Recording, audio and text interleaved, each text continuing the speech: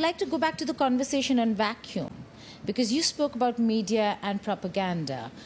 Is the vacuum where you don't see enough Russian media agencies, Indian media agencies really talk about maybe the conflict also in a way that puts the perspective from this part of the world as well in right context, and you hear Western media and them being the credible, so-called credible voices, is the reason why we're calling it propaganda, but it's rather the fact that there's lack of credible voices at that scale from Russia and India?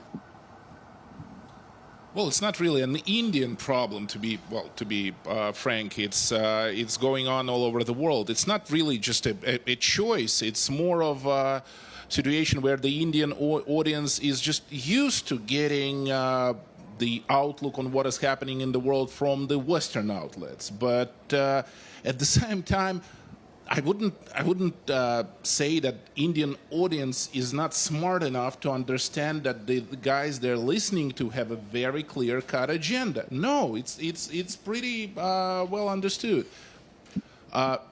We at Sputnik, our largest and most successful office is in New Delhi. I've been there several times. I know the amount, I know the size of our audience who it's not like we made them listen to the Russian perspective. They want to understand Russia. They want to understand where we're coming from. As intelligent audience, they need to diversify their sources of information, so they want their outlook on life to be balanced. That's why they listen a little bit here, a little bit there. It's pretty natural, and I don't really see a huge problem when it comes to India, because as of today, I can walk out on the street in New Delhi and talk to people. I wouldn't see any hate. No, we're not even talking about hate. I wouldn't meet anyone with a one-sided view of the current crisis. People understand. People are very smart in this regard. Is it growing now? This after a social media boom that we're seeing, is it growing now that people have started understanding that there are other sources of information rather than just sticking to American news agencies? Absolutely. I'm not saying West, I'm saying specifically American news agencies. Sure. But why are you not saying West? Because you'd like me to say Europeans as well, so yes, Western news agencies too. No, but honestly, I don't see any distinction at this point when it comes to media agenda. Really, it's no different. But yes, because of the social network for the last 10 years, I'm seeing that if, for example, 15 years ago, I had to come to India, go to an Indian media outlet and tell them, you know what, guys, if you want a balanced outlook on life, you should really listen also to the Russian media, not just the West. 15 years ago, that was true. Right now, well, it's not a correct way to say that, but they are actually coming to us because they need their balanced view on life. Okay. Sammy? You're here 36 years. It's very different for you. You're almost practically Russian. But what about Indians who are looking at Russia? Where's the trust, partnership in times where, and I'm saying this because of personal experience, when we come here, it is difficult. How we pay, what's the payment, mode of payment that we have to carry cash everywhere. It's very difficult.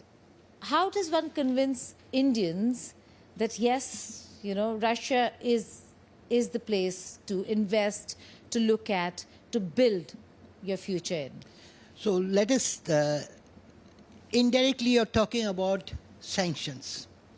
Whatever you're telling... I'm saying directly. No, directly you're talking about sanctions. So today, whatever you see, there's a difficulty of payment, difficulty of using your card, difficulty of using your mobile phone. Yes, this is a part of the sanctions. Well, it's what that's what everybody's suffering. That's what Russia is suffering. But let me tell you, staying here for 35 years, I can tell you only one thing. Love, respect, and understanding what Russians do for Indians, we are not going to get anywhere in the world. So for any businessman, this is the most important thing. Respect, love, and understanding. So this is here in Russia. Yes, this is what I was telling. The visit of Mr. Vladimir Putin is going to solve all these issues. They are going to, here, both the governments are going to work together. They have to, Reserve Bank of India and the Central Bank of Russia has to come together to find the most stable way of payment system, which will make ruble rupee work together without using any other currency. So we have to be dependent of dollars, and this both currency can trade among themselves. That's why I think Mr. Putin is going. Yesterday, President has told very clearly he understood that there is no balance of the business. Russian side is doing big business, Indian side is doing a very small business, and he is ready for imports of Indian goods. So this is a straightforward, open. But Samuel, what's the problem with the Rupee-Rouble? There is a problem there. Where is the hiccup? Our currency is not convertible. That's it. Indian rupee is not convertible. Why? Why do you say that? You have to talk to Reserve Bank of India, not to me. No, I'm just asking why. If it's a G2G... Our currency is not a convertible currency. You cannot, no Indian can go to any bank and tell, I need dollars. Our rupee is not convertible. So Reserve Bank of India and... keep dollar aside. If you're talking about a Rupee-Rouble, will I'm talking about rupee. Yeah, I'm talking about rupee. Your rupee cannot be gone. We can... No. If Indian has got 10,000 rupees, he cannot go to bank and buy Russian rubles, or he can buy any currency, because our currency is not convertible.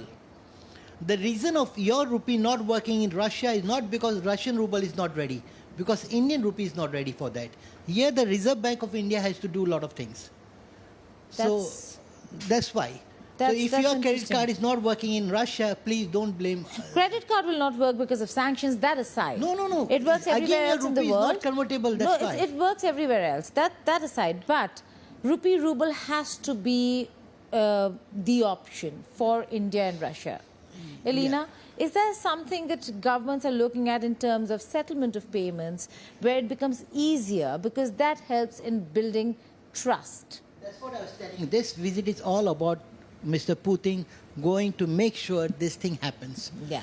This is the only way the future of India-Russia Rupee-Ruble trade will grow. Absolutely. We also pay big hopes to the upcoming visit of our president to India to meet Indian leader.